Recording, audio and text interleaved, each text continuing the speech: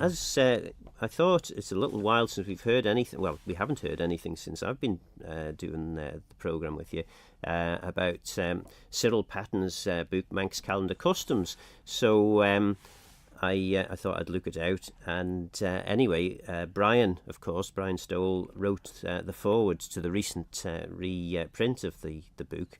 And it says at the start of his foreword, at the end of 1999, I became involved in presenting a programme every Sunday morning on Manx Radio. So, 18 years Brian was on.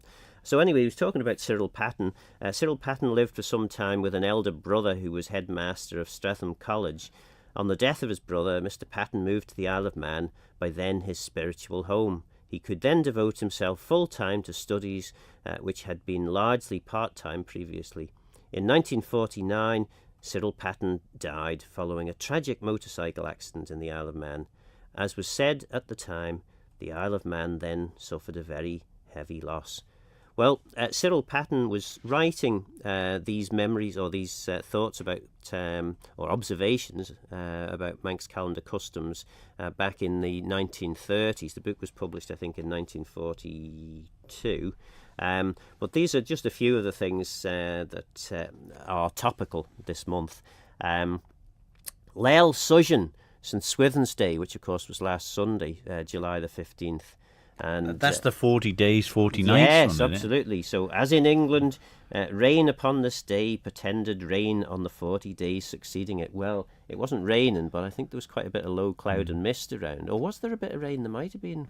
Don't know. I was flying back from Friesland, which we'll hear a bit more about in the next part of the programme. But so.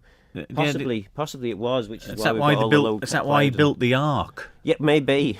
Yeah, there was something to do with that, I think. So anyway, that was July the 15th. Was Leil Sujan, St Swithin's Day, and then July the 16th. It says here, by an obsolete law passed in 1610, herring fishing began on this day. Well, it's a little while since we've been had a Manx herring fishing fleet, but I understand I think there's the 2 or maybe 3 boats own the whole of the herring quota for the Irish Sea, and they can catch it in about, less than a week or something.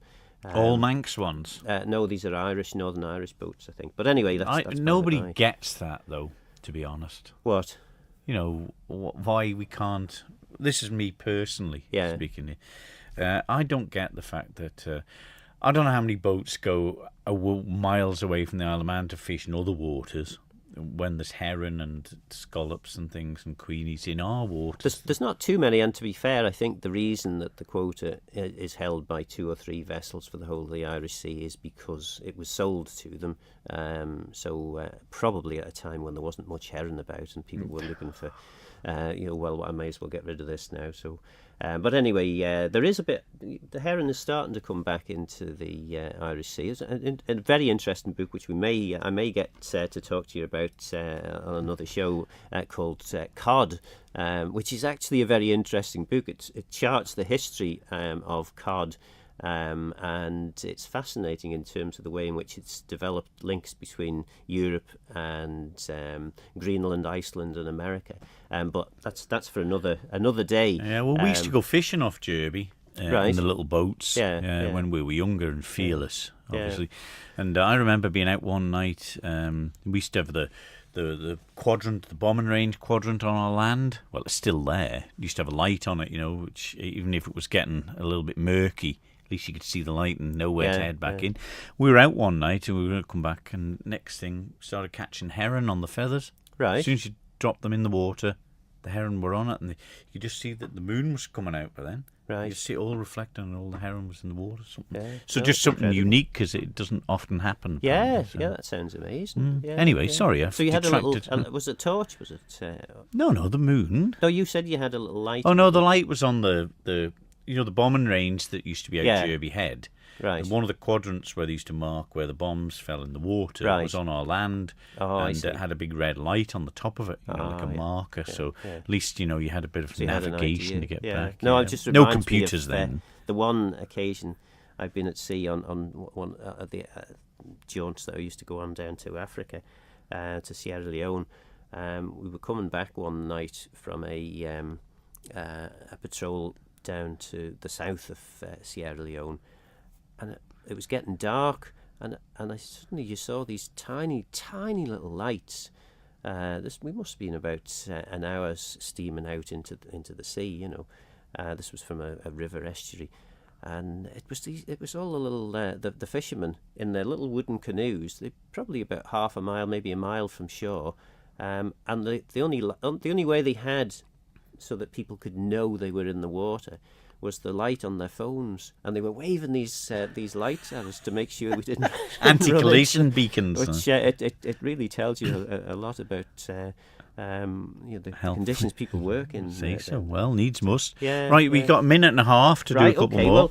Well, I'm off for a walk after down to Machald, where there's a Manx walk for Manx speakers around Machald Church, I'm told. So there's Leil Machald Taji, the first feast day of Machald. So Machald obviously gets lots of feast days. That's on July the 31st. Leil Machald Taji. Though Machal is the Manx word for Machald. And Leil means the day of the festival. Le failure, I suppose. Leil, the failure bit is sort of condensed into just an L sound there. So Leil Machald Taji, the first festival of Machald. So it says here there's a parish named after St Machald. There were 2 days connected with him, this one and November the 15th, which explains the suffix Taji, i.e. chief or foremost or first of his feasts.